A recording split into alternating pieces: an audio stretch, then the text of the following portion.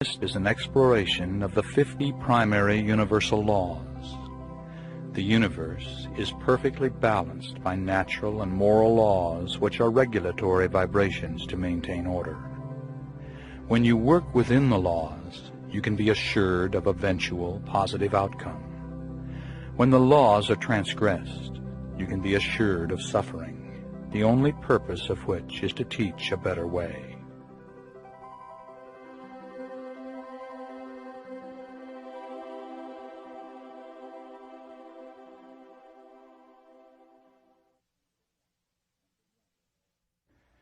Number 1. The law of harmony. This law supersedes even the fundamental law of karma, for harmony is a supreme potential of balance. The purpose of karma is to attain harmony. If you throw a rock into a pond, you disturb the harmony of the pond. You are the cause, and the effect is the splash and the ripples that flow out and back until the harmony is restored. Now similarly, your disharmonious karmic actions flow out into the universe and back upon you, lifetime after lifetime, until eventually your own harmony is restored. So, as you experience your life, you and the entire universe are experiencing the karmic ripples which will eventually result in harmony. Once you have evolved to the position of living an entire lifetime in harmony, you are free from the wheel of reincarnation. Number 2. The law of reincarnation and karma. Until you have resolved your karma and fulfilled your dharma, you will continue to reincarnate into sequential lifetimes upon the earth. Neither God nor the lords of karma bestow suffering upon you during these lives. You alone decide what you most need to learn in your earthly sojourns. And for each life experience you seek out other souls, often with shared histories, and always with karmic configurations matching your needs. Now, whenever you act with intention, you create karma. Actions are considered to be thoughts, emotions, words, and deeds, and the motive, intent, and desire behind each. Disharmonious acts must be balanced in the future in this life or in a future lifetime. They are rooted in fear-based emotions, which must be resolved before you can release yourself from the wheel of reincarnation. You return, lifetime after lifetime, to test yourself, to see if you have learned your lessons. Now, until you can go through an entire lifetime with total involvement and no disharmonious attachment whatsoever, you will continue to reincarnate. In other words, when you can live a life of perfect harmony, liberation will follow.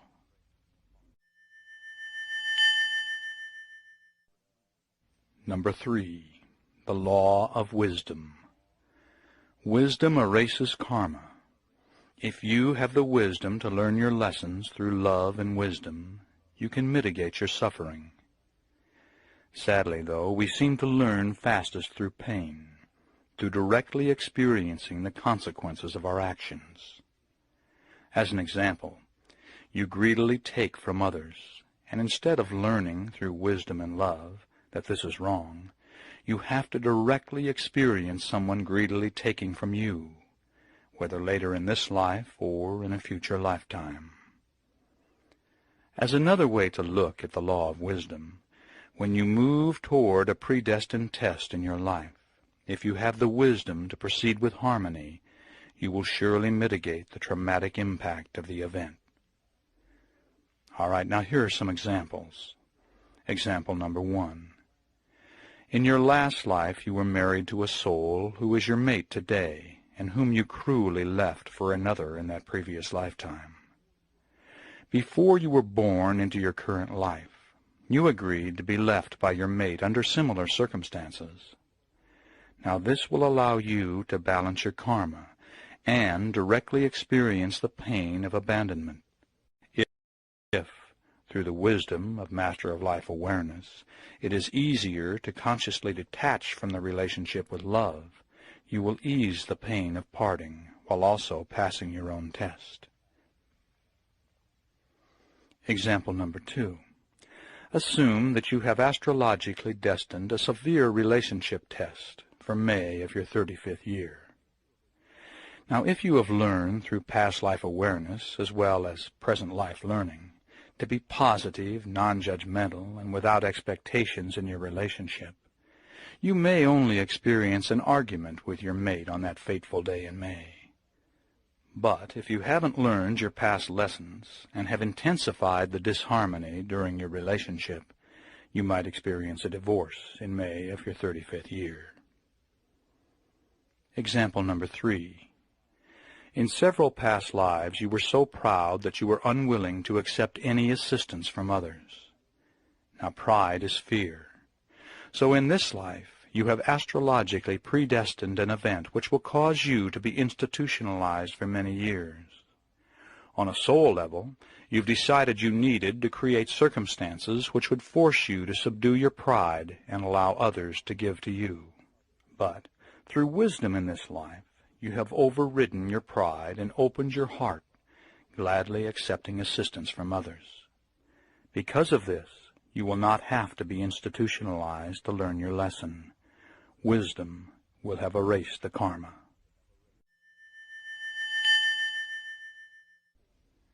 Number 4, the law of grace. Karma can be experienced to the letter of the law, or in mercy and grace. In other words, if you give love, mercy, and grace to others, you will receive the same in return. All right, now here are a couple of examples. Example 1. You have destined a future event in which you will be the victim of slander and gossip, which will ruin your career. But in the years preceding this event, you have become so kind and loving to other human beings, it is obvious to your higher self that you have learned your needed lesson. So, the predestined event will be mitigated, having little or no effect upon you. Example number 2. In a previous lifetime, you were a person of great wealth, which you used selfishly for your own and your family's indulgence. In this life, you have destined yourself to experience monetary need. But you were so giving with the little you have, you release yourself from this self-imposed bondage, and once again rise monetarily, always sharing what you have with those in need. Number 5, the law of soul evolution. Everyone on earth shares the goal of soul evolution, whether they realize it or not. We have reincarnated because we desire to spiritually evolve by rising above our fear-based emotions and learning to express unconditional love. In so doing, we raise our vibrational rate and move closer to a state of harmony. Even when it appears that you are not evolving, you are in reality making progress. We learn through the pain of our disharmonious acts, which can be viewed as our mistakes or failures. But if you fell off a bicycle 9 times before you learned to ride it on the 10th attempt, you needed 9 failures to achieve your final success. In reality, every failure was a small success, bringing you closer to accomplishing your goal.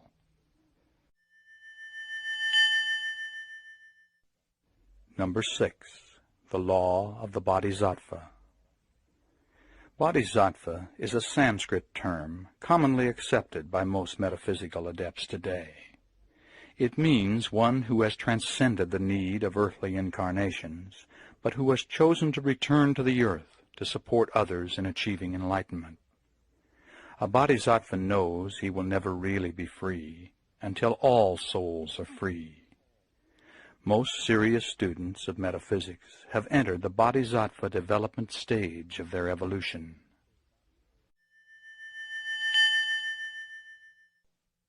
Number 7, the law of vibrational attainment. The entire universe operates on the same principle of vibrational energy. When Einstein discovered that matter is energy, he opened the door to merging science and metaphysics. The scientists have proven that energy cannot die. It can only transform.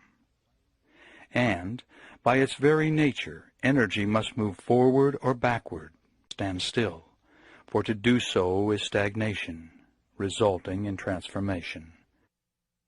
Now you are energy.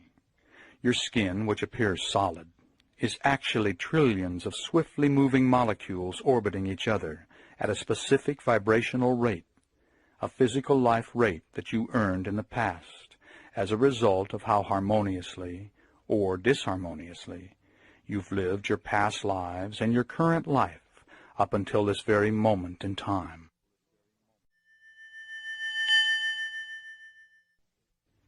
Number 8. The law of free will. The law of free will operates in 3 ways. Number 1. Although many of the major events in your life are astrologically predestined, you always have free will to mitigate the impact of the event or to transcend it entirely. This will result from how you live your life up to the situation you have destined for yourself to experience. If you give grace and mercy to others, are positive, loving, and compassionate, and demonstrate by your actions that you've learned past lessons, you can minimize disharmonious experiences. Number 2. As you obtain Master of Life awareness and develop conscious detachment, you will be far less affected by worldly events than in the past. A Master of Life enjoys all the warmth and joy that life has to offer, but detaches from the negativity by allowing it to flow through him without affecting him. Number 3. You always have free will in how you respond to any situation. If you respond with positive emotions, compassion, and integrity, you have probably learned your karmic lessons and will not have to experience a similar situation in the future.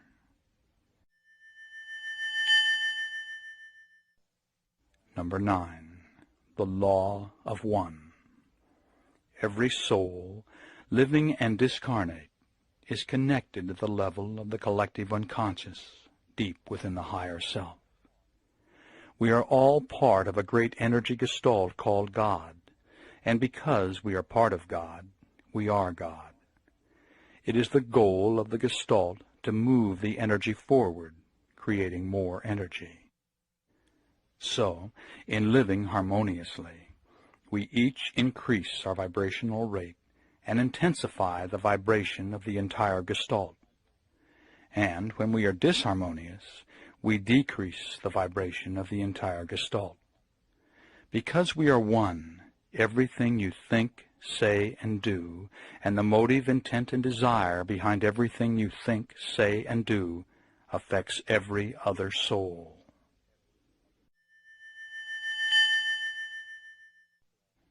Number 10. The law of manifestation. Everything manifest begins as a thought, an idea. Ideas and experiences create beliefs, which in turn create your reality. If you are unhappy with your current reality, you must change your beliefs and your behavior. Beliefs can be changed when you recognize those that are not working for you and begin programming what will create success and harmony in your life. The unlimited creative power of your mind, through dedication, awareness, and training, can be the wisdom to rise above your karma. Within physical laws, you can manifest any reality you desire to experience. In regard to changing your behavior, you must decide which disharmonious behaviors you want to eliminate. Then, be aware that you don't have to change how you feel about something to affect it, if you are willing to change what you are doing. Number 11. The law of conscious detachment. His earthly teachings are best summarized with one of his statements. It is your resistance to what is that causes your suffering. And by suffering, he meant everything that doesn't work in your life. Relationship problems, loss of loved ones, loneliness, sickness, accidents, guilt, monetary hardship, unfulfilled desires, and so on. When you accept what is, you accept the unalterable realities in your life without resisting them. Some things are facts. They exist. And no matter how much you resist, there is nothing you are going to be able to do about them. Change what you can change, but have the wisdom to accept unalterable situations as they are, without wasting mental or physical energy attempting to change what you cannot change. Out of this acceptance comes involved detachment, the ability to enjoy all the positive aspects of life, but to allow the negativity to flow through you without resistance and without affecting you. Number 12, the law of gratitude. From the perspective of karma and the law of one, the more you give, the more you will receive. The more you assist others, the more you assist yourself. The power of this law also works in your day-to-day life.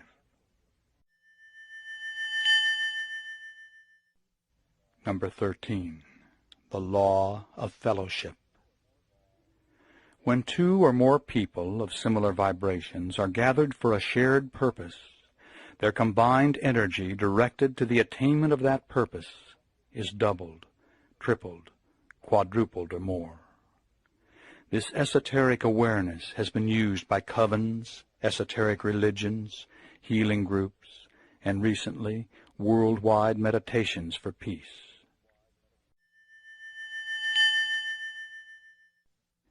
Number 14, the law of resistance. That which you resist you draw to you, and you will perpetuate its influence upon your life. Resistance is fear, so it is to karmically resolve. The law of resistance assures that you let go of the fear by encountering it until you are forced to deal with it by learning conscious detachment. All right, now here are a couple of examples. Example number 1. You were extremely resistant toward your mother-in-law, resulting in constant conflicts with her.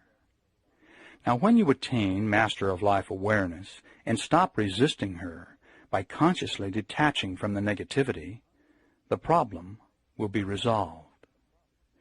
Most disharmonious situations are solved through a change in viewpoint. By changing your perspective, you can usually eliminate the effects of a problem. And if you no longer are affected by a problem, you no longer have a problem, although nothing about the problem situation may have changed. All right, now another aspect of the law of resistance states, that which you resist, you become, if not in this lifetime, in a future incarnation. So, as example number 2, you have a strong resistance toward people of the Asian race.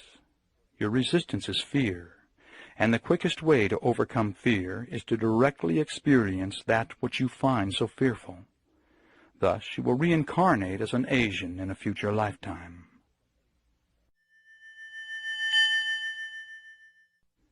Number 15, the law of attraction. Where your attention goes, your energy flows. You attract what you are and that which you concentrate upon.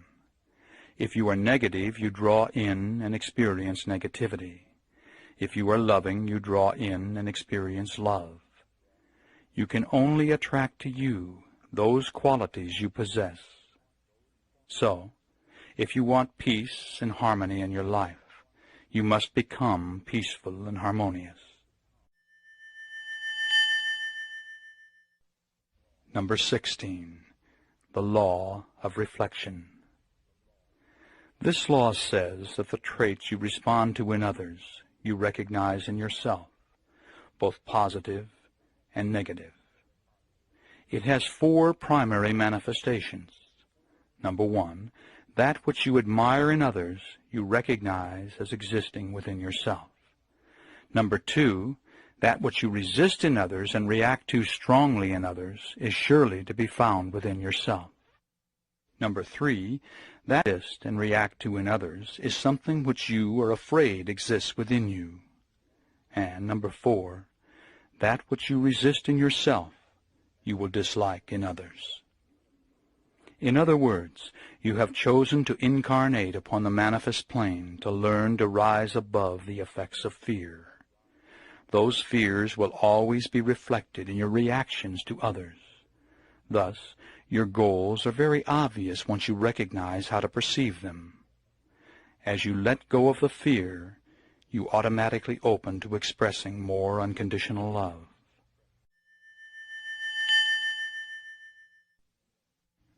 Number 17, the law of unconditional love. The expression of unconditional love will eventually result in harmony.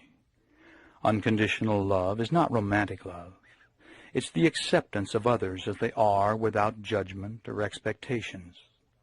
It's the total acceptance of others without attempting to change. The law of unconditional love says, if you go out of your way to express unconditional love, you automatically rise above fear.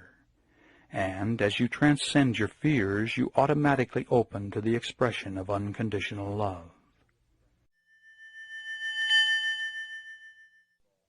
Number 18, the law of magnetic affinities. By astrologically choosing the time and place of your birth, you determine the nature of the effects you will experience in your life. On the other side, before you were born, you made decisions about the lifetime you would be entering into. You chose your parents, other souls to interact with you, and the astrological configurations of your birth, which determine your character, personality, abilities, restrictions, and timing for strengths and weaknesses. If all of this seems too complicated to be real, be aware that you are only using 5 to 10% of the capacity of your brain. And the brain-mind researchers say the human brain has 200,000 times the capacity of the greatest computer ever built. Such calculations, as I've just described, would be no problem for such a computer. Number 19, the law of abundance. You have within yourself everything required to make your earthly incarnation a paradise if you choose to accept that which is your natural birthright. We live in a universe of abundance, although the majority of those populating our planet appear to view it as a universe of scarcity. Number 20, the law of divine order. If you seek to understand the law of divine order, study the natural balance of, for it works very much the same way. Everything is as it should be, although mankind is far from experiencing its potential of total harmony. There are no accidents. Your energy, translated into thoughts, words, emotions, and deeds, causes all your experiences. This assures that you always have the learning opportunities you require to resolve your karma.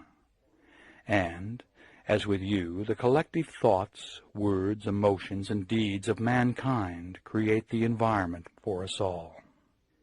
If enough souls focus their energy upon peace, we will have peace. If the majority of souls are filled with anger, we may all have to experience war.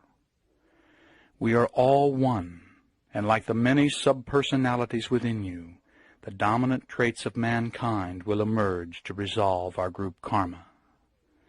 At this moment, a born-again Christian evangelist preaches fear from a pulpit in West Virginia, while a yoga instructor directs a loving group meditation in Oregon.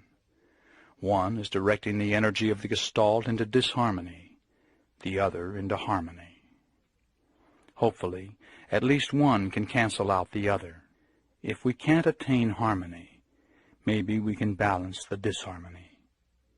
Certainly, as New Agers, we must not give up, individually or collectively. As always, fear is the problem, and love is the answer.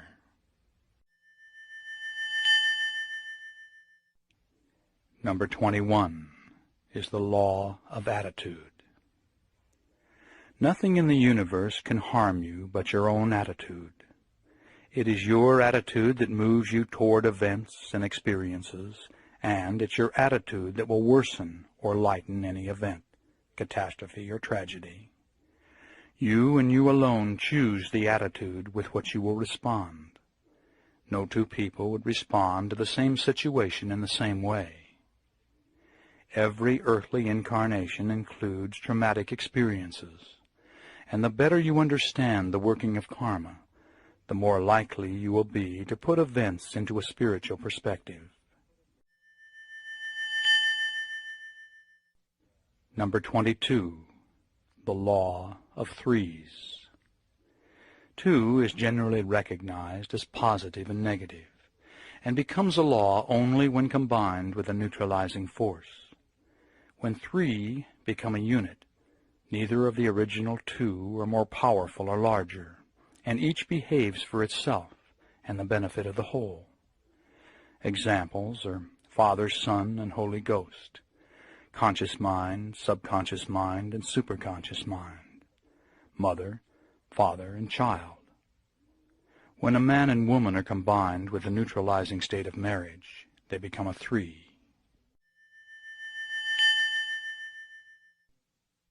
Number 23, the law of association. If 2 or more units have something in common, the commonality can be used to influence or control the other thing. The amount of control depends upon the degree of commonality. The more in common they both are, the more the influence. As an example, if you pray while holding a Bible, you will be more likely to experience a spiritual connectedness. The Bible and prayer share a commonality. As another example, proper diet and exercise share the mental commonality of perceived good health, which is more likely to manifest as the result of your assumption.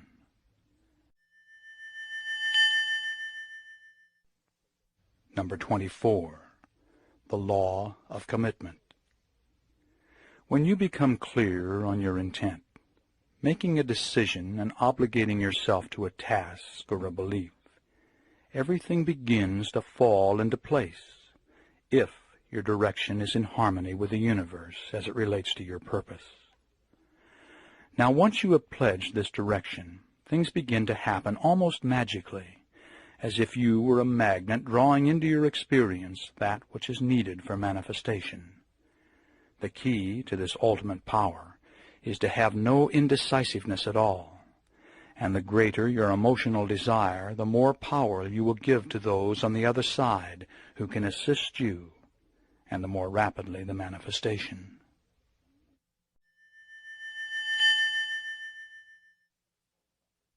Number 25, the law of dissonance. It says that you are going to experience mental discomfort when you hold 2 conflicting beliefs, or when your actions don't agree with your beliefs.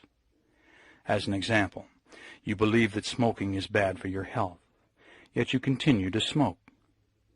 You believe that extramarital affairs are morally wrong, and yet you continue to be involved with someone on the side. You believe that you should be a more patient mother, yet you continue to yell at your children. The law says that when your beliefs and actions are incompatible, you will attempt to reduce the resulting discomfort by changing either your actions or your beliefs. The smoker will become an ex-smoker, or he will deny or rationalize the health threat. The adulteress will either stop or rationalize her actions, maybe by saying, "What my husband doesn't know won't hurt him, and besides, with my needs more fulfilled, I'm a better wife." The impatient mother changes her behavior or rationalizes her attitude by saying, "It's better for me to yell and release the anger than to repress it." The law of dissonance is sometimes called the law of self-delusion.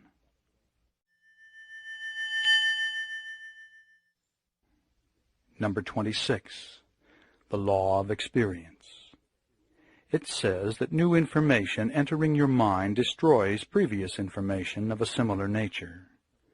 Once a pathway of information has been established in your brain, that viewpoint will prevail unless new information comes in to destroy and replace it.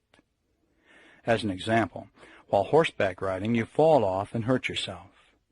Now, if that's the end of your experience with horses, your experience has been programmed negatively. That's why instructors always urge new riders to climb back aboard immediately after falling off. You need fresh, new input to erase the trauma of the fall. The law is an innate, organic process that does not require your conscious attention or active participation. It suggests that the basic processes of the brain are in an endless state of growth and reorganization. Now, the law of experience can be used effectively in altered state of consciousness programming because your subconscious cannot tell the difference between fantasized experience and a real experience.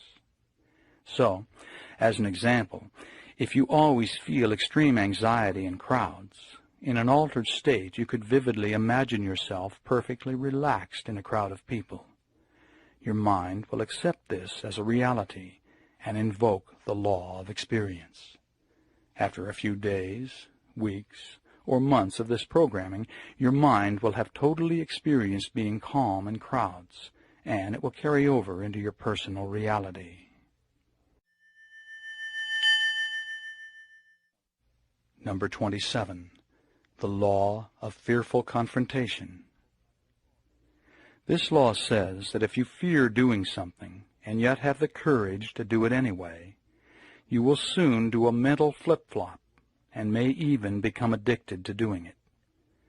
As an example, if you fear skydiving but force yourself to do it, the experience generates the internal release of beta endorphins. These internally manufactured opiates chemically resemble opium and are quite addicting. The more you skydive, the more you will want to skydive, or ski straight down mountains, or gamble, or whatever it was that you originally feared and that still causes you this internal rush.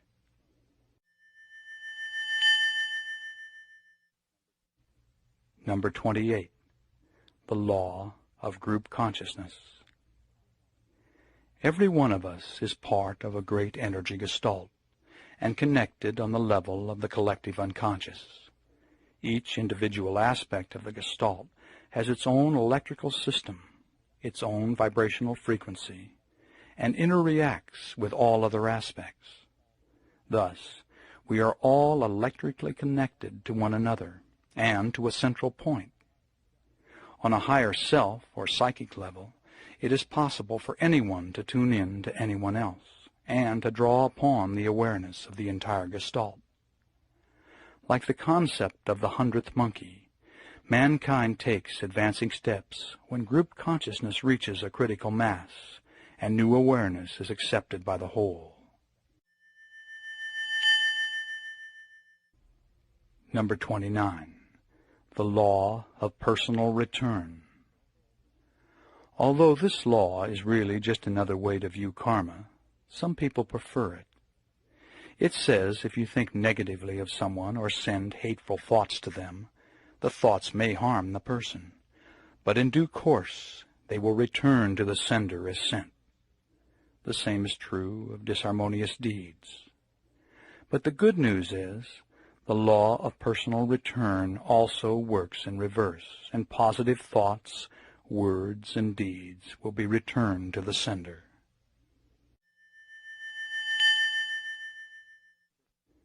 Number 30. The law of activity.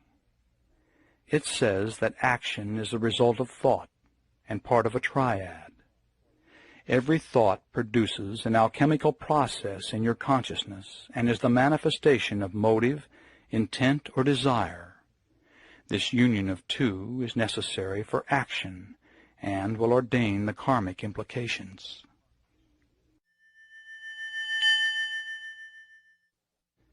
Number 31. The law of denial. It says when you refuse to deal with a highly emotional issue, or refuse to take responsibility for an unpleasant situation, you avoid living up to your potential. Such things can be put off for lifetimes, but the effect will be experienced mentally, physically, or as a lifestyle manifestation until you correctly balance the situation. Number 32. The law of new beginnings. It says that for each of us in our time, there are major life turning points. There is a break in the energy wave patterns, and a complete change will result. Everything is affected by this change in flux, some things to a lesser degree than others. Examples would be 1. A traumatic situation or tragedy such as the death of a loved one. 2. A religious conversion. 3. A point in therapy when something clicks and from that time on the patient begins to get well. And 4. A mother giving birth to a baby.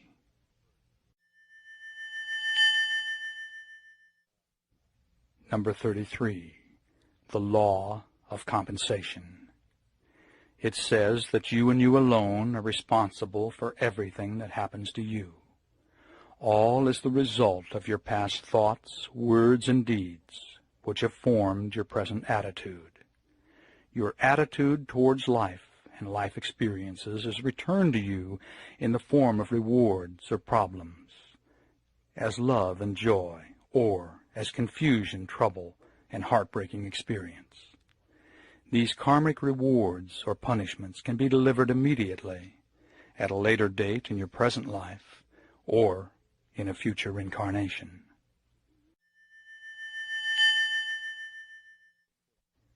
Number 34. The law of psychometric influence.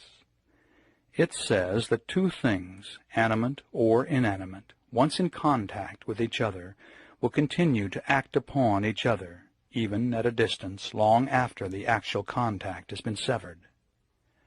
Matter coming into contact with other matter absorbs and influences as a result of the contact. There is a psychometric blending of the etheric emanations. Thus, the person wearing a piece of inherited jewelry will be influenced by the psychometric emanations of the original owner. The more empathic the person is, the more likely she will be to be influenced by the state of mind of the original owner. As another example, when the contact takes place between two people, the intensity of the contact will dictate the degree and duration of the influence.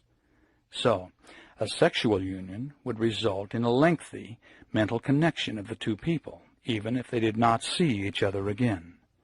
Neither might recognize this consciously, but on an unconscious level, contact and influence continues. Number 35. The law of totality. It says that each part of a totality has its own characteristics, and also takes on the characteristics of the totality as a sum of its parts. Each part thus has two functions: to retain its own characteristics and to function as part of the totality. When separated, each part remains connected to the totality, and because it retains the characteristics of the totality, it can perform as the totality. Now, you may not realize this yet, but since you are part of God, you contain the potential to perform as God. This law is often expressed as the law of one.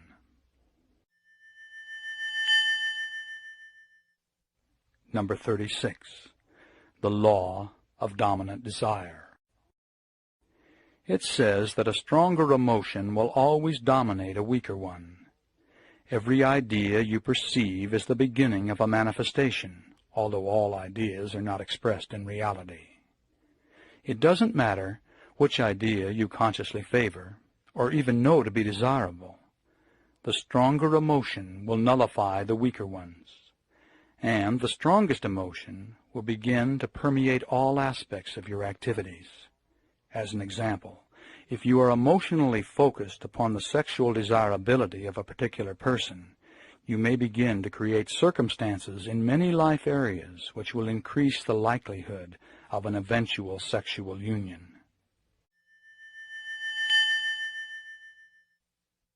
Number 37. The law of duality.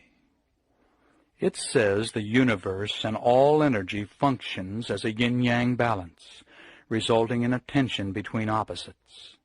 Yin is negative, yang is positive, and we all contain these dual aspects expressed as love and hate, harmony and chaos, good and evil. Actually, this tension is necessary for structure to exist, and human beings are energy structures. Now, don't be mistaken and think in terms of negative being bad.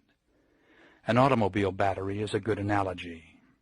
One plate is charged positive, the next negative, the next positive, and so on. It's the interaction between the plates that generates the energy, but the negative plate is not better than the positive plate. Now, in relating this to your life, you must realize that without tension you don't exist. Thus, there is a need for yin balance in your life. Most people express their yin energy in undesirable ways, such as self-denial, excess hard work, gambling, dangerous activities such as driving too fast, or in arguing or fighting. Illness is an expression of yin energy, and war is the ultimate expression of mass yin energy. But your yin energy can be expressed in a different way, as positive challenge, and this is best explained in the next law.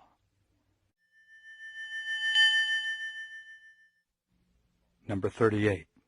The law of self-destruction. It says, as a natural expression of the law of duality, that which is totally successful tends to destroy itself. Now you know this subconsciously, so there is no way you dare allow your relationships or career or spirituality to become totally successful. You realize if you reach that pinnacle, you greatly increase the potential for self-destruction. Now here are some examples. 1.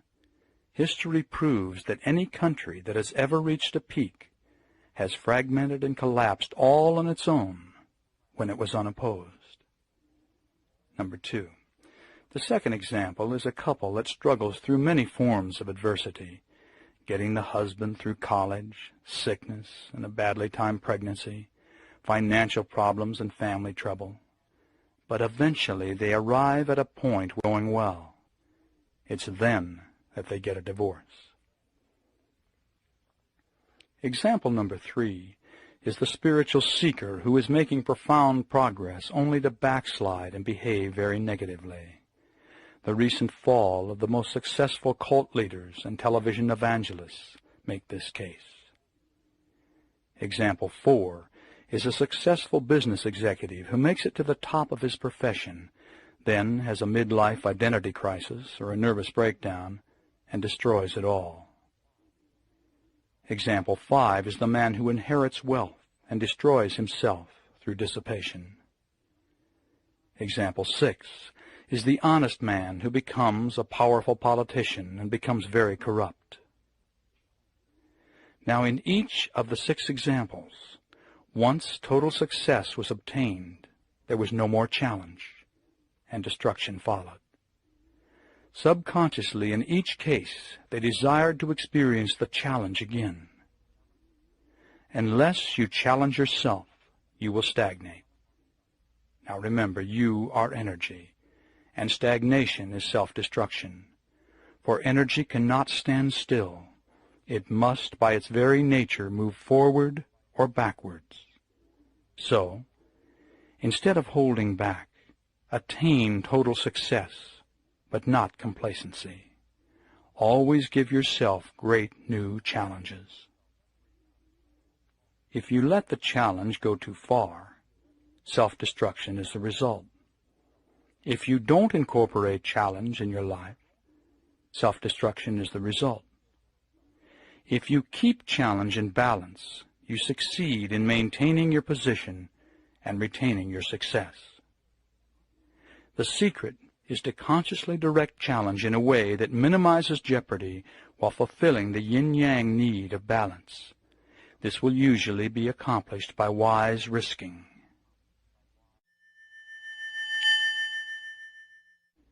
Number 39. The law of environmental manifestation. It says that everything that surrounds you is an extension of you. Your mate, your home, your furnishings, your car, your pets, your yard, your office, and your career are a physical expression of your attitudes and belief system. Your environment is a reality picture of your core beliefs and expresses your self-image and cultural overview.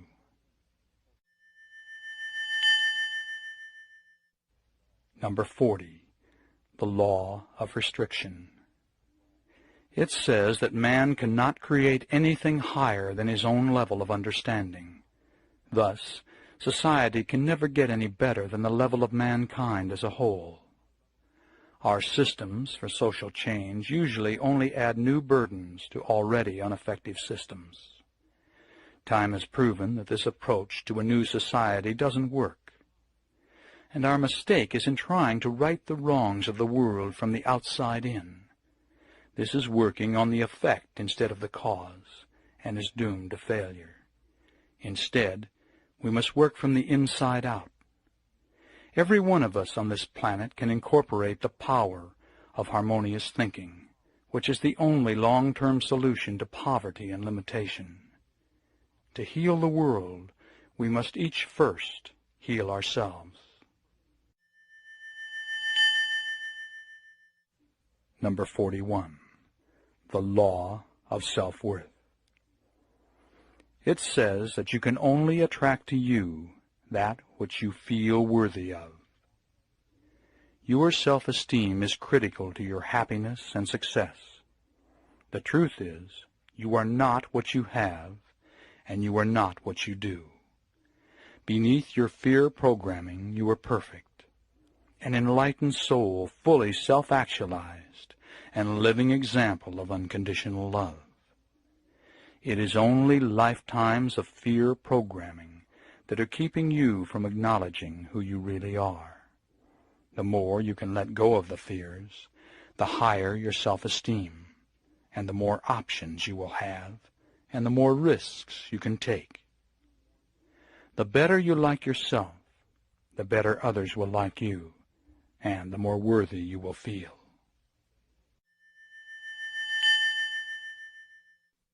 Number 42. The law of growth. It says that there is no growth without discontent. Deep within your center, at the level of higher self, you know what is best for you, and it will always be to strive for more awareness. Never allow yourself to reach a level of self-satisfaction where there is no new challenge. For most of us, there will be no growth without agitation or discontent. So the idea is to carefully study your dissatisfactions, for they will tell you what you are about to leave behind, and possibly point to new future directions. Make sure the future is one of happiness and success.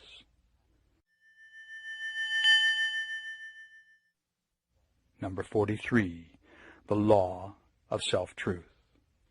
It says that truth is what works for you. If you believe something to be, it becomes truth for you. The idea is to be very careful about what you accept to be, for it will influence all aspects of your life and your future.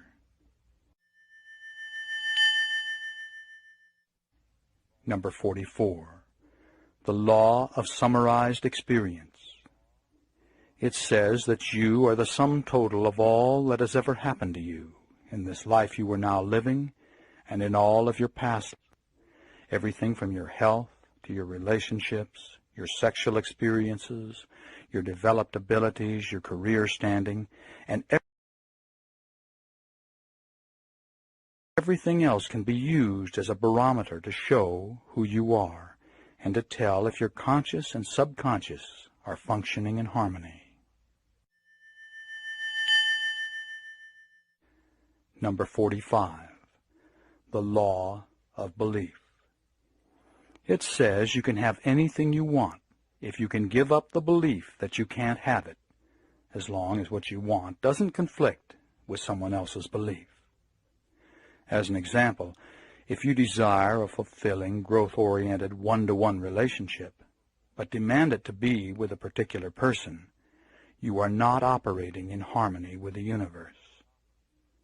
As another example, in the area of accomplishment, you must have the education necessary to create what you want. So, this is the area on which to focus your desirous energy. Number 46. The law of dharmic direction. It says that you have within you a guiding principle, which is your duty to yourself and society. Karma has directed your past life and present life experiences, always urging you to forge ahead into activities and learning experiences to form the character required to fulfill your destiny. Now, of course, you always have the free will not to fulfill your dharma.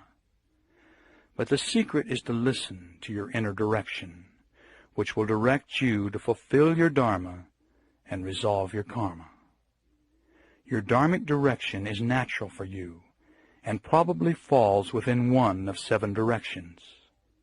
One is workforce, and this path includes a majority of general occupations, including homemakers. 2 is military and includes soldiers and all forms of police and militia. Number 3 is service and includes most religious workers, those in medical, social services, and welfare, and many practicing metaphysicians. Number 4 is creativity and includes artists, writers, poets, musicians, actors, and entertainers. Number 5 is science and includes medical researchers, scientists, space technologists, and physicists. Number 6 is philosophy and includes all who present theories about why man does what he does. Number 7 is government and includes political leaders from the president on down through all areas of elected office. Number 47. The law of purifying action. It says that by living the 3 pillars of Dharma, you will spiritually evolve. The first pillar is generosity, meaning non-greed, letting go. The karmic results of generosity are abundance and deep, harmonious relationships with others. The second pillar is moral restraint. This includes 5 basic precepts: not killing, not stealing, not committing sexual misconduct, not using wrong speech, not taking intoxicants which could cloud the mind and make it dull. Now, as an explanation, sexual misconduct means refraining from actions of sensuality which cause pain and harm to others, or turbulence or disturbance in ourselves. Refraining from wrong speech means not only telling the truth, but avoiding a lot of useless and frivolous talk and gossip. Speech should be gentle, creating harmony and unity between people. All right, now the third pillar of Dharma is meditation, and it covers 2 areas. The first is concentration, the ability of the mind to stay steady on an object without wavering. Second is the cultivation of insight, which means to see clearly the process of things and the nature of Dharma. Number 48. The law of karmic excess. It says that karma incurred in one incarnation could be so overwhelmingly harmonious or disharmonious that to have it all return in one lifetime would put you out of balance. Therefore, it is dispersed or worked out in more than one incarnation. Number 49. The law of release. It advises you to let go of anything that is no longer useful and purposeful, without regrets and without resentment. This includes such things as books, philosophy, clothing, a belief, your lifestyle, even a club membership, and the list goes on and on. The pleasure should be in the moment of the experience, and when it's no longer useful, by letting go, you free yourself to start another learning experience without being bound by the old. Number 50. The law of ritual. It says that any act performed repeatedly with specific intent becomes a rite. Each time the ritual is repeated, its power is enhanced in 3 ways. First, by focusing on the intent, the performer intensifies the power of his mind to control reality. Second, the performer gives permission to his guides and those on the other side to assist him in the desired manifestation. And third, each performance of the rite draws upon the energy of all who have used the rite throughout all time. As an example, in using the pentacle rite of protection, the performer draws upon the energy of people over the centuries who have used this rite to ward off negativity. Thus, the power is increased many-fold. All right. That concludes a quick look at the 50 primary universal laws. I hope you were served by the wisdom of this esoteric awareness.